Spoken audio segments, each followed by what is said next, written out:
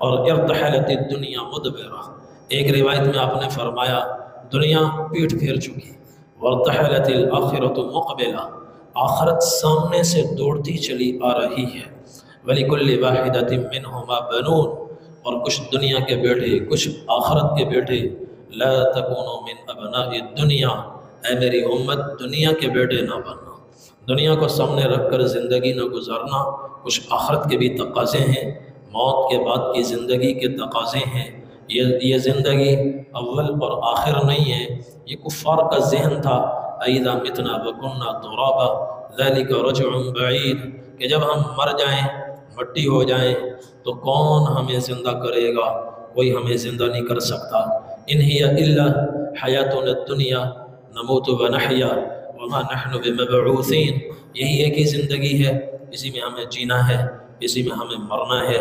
اور پھر اس کے بعد کوئی زندگی نہیں، موت کے بعد کوئی زندگی نہیں، ہیہات ہیہات لما توعدون، کفار کہتے ہیں ناممکن ہے مر کر پھر کوئی کھڑا ہو۔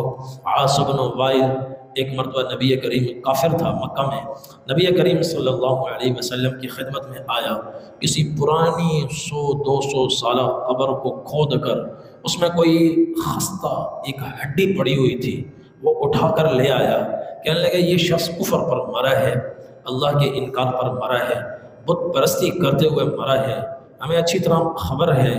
اور پھر اس ہڈی کو اس نے ہتھیلی پر رکھا اور اوپر ہاتھ رکھا، وہ تو پہلے سے خستہ تھی، کھوکھلی تھی، دباؤ ڈالا، وہ بیٹھ گئی اور اس کو یوں کیا تو وہ پاؤڈر بن گئی، مسلا تو وہ مسل گئی، پاؤڈر بن گئی، پھر پھونک ماری تو وہ پاؤڈر ایسے ہوا میں بکھر گیا۔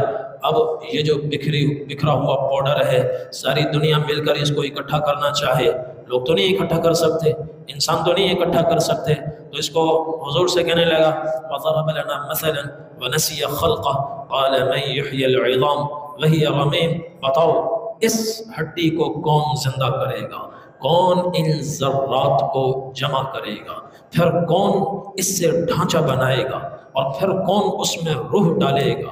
اللہ تعالیٰ نے قرآن میں فرمایا لو دیکھو انسان اب ہمیں مثالیں دیتا ہے، وَنَسِيَ خَلْقَهُ، بولتے ہوئے اس کو شرم ہی نہیں آ رہی کہ کم از کم اتنا تو سوچ لیتا پیدا کیسے ہوا ہے، کہاں سے پیدا ہوا ہے، کس نے تمہیں ایک ناپاک گندے قطرے سے ایک خوبصورت شاہکار بنا کر کھڑا کیا ہے، تم اس کو اپنے اوپر قیاس کرتے ہو کہ ساری دنیا کے انسان مل کر پاؤڈر کو جمع نہیں کر سکتے، دوبارہ ہڈی نہیں بنا سکتے، اس میں روح نہیں ڈال سکتے، تم بے بس ہو تو العیاذ باللہ اللہ بھی بے بس ہے، تم جو کام نہ کر سکو تو اللہ بھی نہیں کر سکتے، زمین ساری انسان مل کر ایک پتھر نہیں بنا سکتے، اللہ نے پتھر بنائے، ہمالیہ بنائے، قراقرم کے پہاڑی سلسلے بنائے، کوہ سلیمان کے طویل سلسلے اللہ نے بنائے، ساری دنیا مل کر ہوا نہیں پیدا کر سکتے، اللہ نے ہوا پیدا فرمائی، ساری دنیا مل کر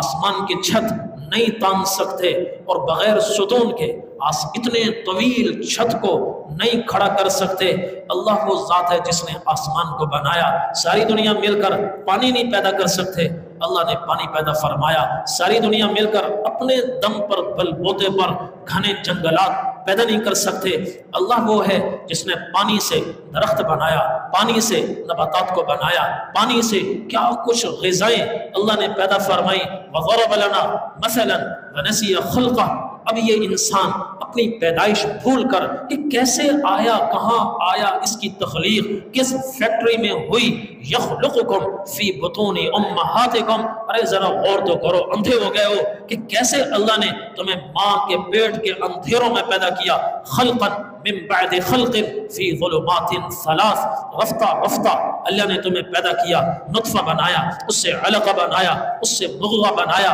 پھر اس سے ہڈیوں کا ڈھانچہ بنایا، اور پھر اس پر گوشت کے لباس کو چڑھایا، پھر اس میں اللہ نے روح ڈالی. ثم خلقنا النطفة علقة فخلقنا العلقة مضغة فخلقنا المضغة عظاما فكسونا العظام لحما ثم انشأناه خلقا آخر فتبارك الله احسن الخالقین.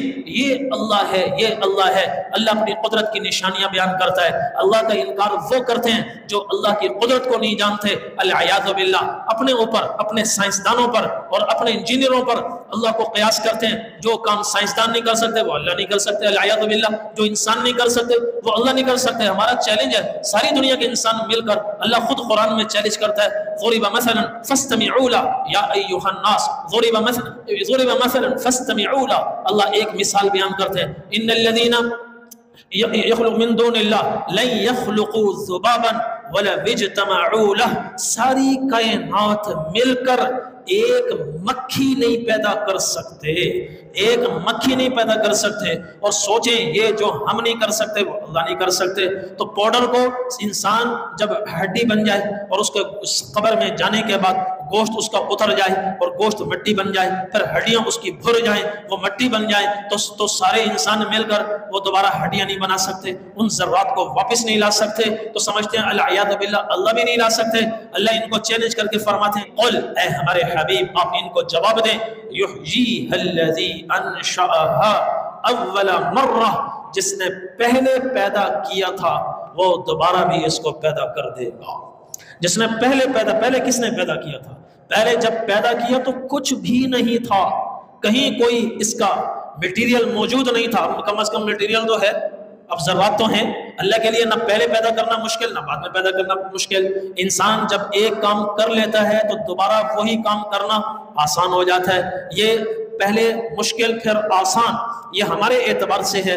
اللہ کے لیے نہ پہلے مشکل نہ بعد میں مشکل. سمجھانے کے لیے اللہ نے بتایا کہ جس نے پہلے پیدا کیا تھا اب بھی وہی اس کو پیدا کرے گا. ذرات سے انسان بنانا اللہ کے لیے کوئی مشکل نہیں. حدیث شریف میں